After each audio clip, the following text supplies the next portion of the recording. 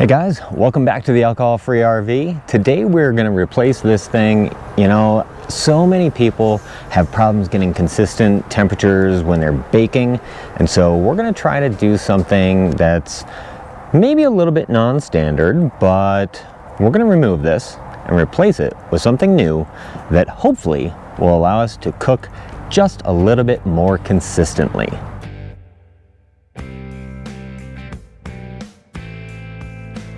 Now, I do want to say that this project is not going to be for everyone because it does require complete removal of the propane stove and oven range, whatever you want to call it. I've been kind of thinking about how we might be able to retain some of the propane cooking indoors, but we do have the outdoor kitchen, so I'm not terribly worried about not being able to cook when we don't have electricity.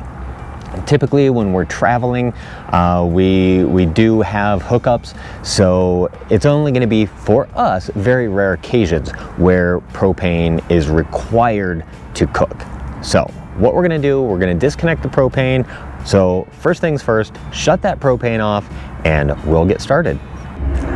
As you can hear, our propane is currently on right now. That is the furnace. It's kind of chilly out here, but I've taken things just a little bit further here and I have actually disconnected. This is the hose for the propane stove.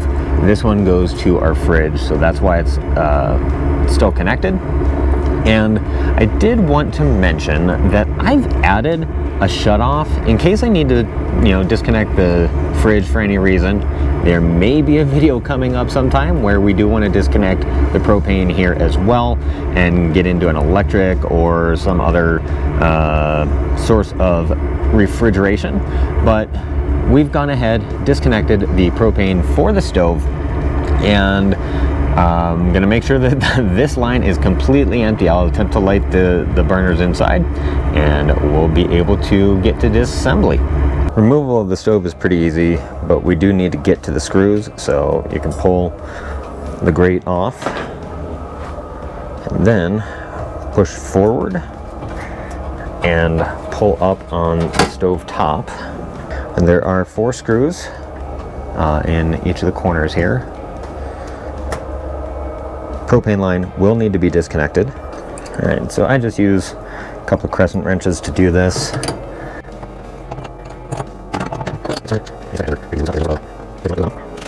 Now, from a safety perspective, I want to be 100% absolutely certain that no propane is ever going to be able to come out of that hose and into our cooking space, because that would be a little bit dangerous.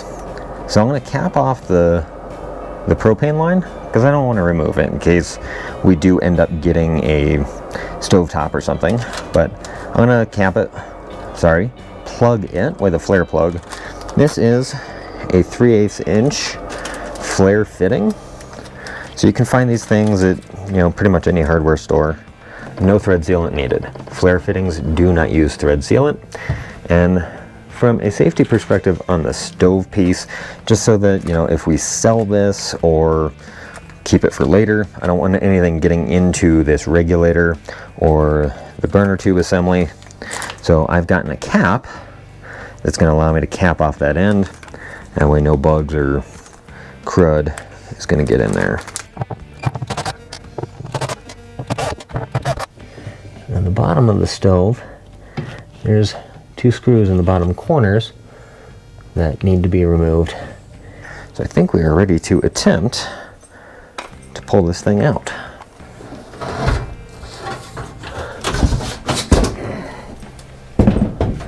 One oven removed. All right, now to keep things nice and neat and protected and to keep this from flopping around, I think I'm just going to use a few of these zip ties, and we'll mount these up against this cleat in the corner.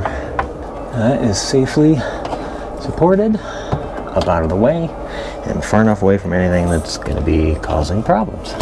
Part of our goal is to be able to use this right here, so we still have full function use of this space of countertop. Another thing that I've done is I've installed a new outlet here. This, as you can see, maybe I shouldn't, you know, shove my hand into an electrical outlet, but hopefully you can see that is a 20 amp outlet. Now obviously this plug is not 20 amps, but it is hooked up to a 20 amp circuit.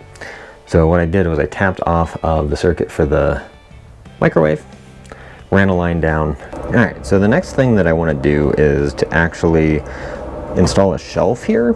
So I'm going to build a couple of legs with some 1x2, 1x3, and that should be able to support the weight of what I'm going to put on here. All right, so I built a small frame to support the new shelf, and as I cut the shelf to very close tolerances, it's going to be a snug fit. There we go. I've pre-prepped. There are pockets for the pocket screws there and there on both the front and back. So hopefully I'll be able to get the tools in there to screw that down. That way it won't go anywhere.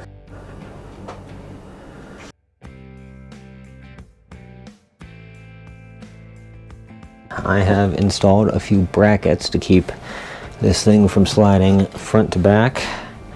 So now I need to kind of keep it from going side to side and up and down. So what I'm going to use is this trusty plumber's tape. All right, so it is in fact in place, and that strapping worked out just fine. That is not going to go anywhere. It's got enough. The back isn't going forward, forward's not going back. So I like the way that looks. And the last bit is how to deal with the plug. So I figured the best course of action in order to get plenty of power down to this air fryer is to tap off of this, which as a reminder is tapped off the microwave.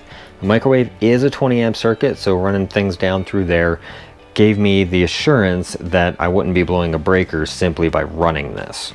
Now the thing is, since it's tapped off the microwave, we do have to be a little bit careful about how we run each of these things. We can't run this,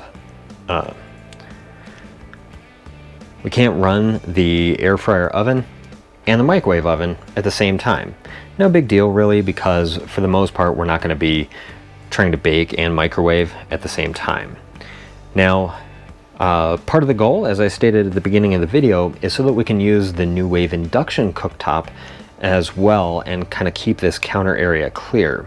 And we were able to succeed in doing that by actually putting back this cover and installing a new shelf that's a little bit lower so that it can be fully closed and have the cooktop thing right in place. In order to install this, I just used a piece of plywood. You know, nothing real difficult on how this was installed. I used 6 screws to hold this in place, 3 on each side, coming up from the bottom and into this existing piece of material here. That's what the original oven was actually screwed into, so I figured it was going to be safe enough to connect this little shelf to. Now, as I mentioned, plywood underneath, trimmed it out with a piece of 1x2 and, you know, sealed it, stained it and everything. And I actually installed these tiles onto the plywood before I drilled up and installed it to the base, so that I could maintain the clearance necessary to allow this cover to close. If I had put the tile on top of the plywood after it was installed, I wouldn't have had this space. So it is just barely clearing this. When we travel, we will have to move this just to make sure that nothing goofy happens with it. This is a luxury vinyl tile that I got from Home Depot, and instead of using traditional tile mortar, I used a vinyl tile base adhesive. So it's really sticky stuff, and I figured it would hold up to the rigors of the road more than a traditional mortar would. But I did use a bit of grout, just a sanded grout in between the 2 tiles, and of course sealed that well. Around the outside, ran a bead of caulk, like crystal clear, all the way around, so that if any water or anything, any spills happen, it doesn't get underneath the wood here and cause additional rot or anything. So that's kind of how we got everything set up. We can choose if we want to put something on full wattage on this, because it can go up to 1800 watts maximum for a 15 amp circuit, which this is 15 amps. It's shared with the fridge. So if we're going to be running 1800 watts, we can choose to put it in here. So like boiling water or anything like that. Otherwise, the 15 amp connection is just fine. And we can do, you know, eggs and searing, you know, whatever we want to make, no problem. Really only need that, that 20 amp circuit when we're trying to boil water for pasta. And of course, if we still need more space, you know, if we're trying to cook something, we can move this anywhere else where we have these 15 amp plugs. So we've not had any major issues specifically as a result of having all of this stuff kind of daisy chained off the microwave. However, we did have an experience about a week ago where we had a pizza in the oven and the power went out. And our inverter and our batteries and everything aren't up to snuff to run a oven.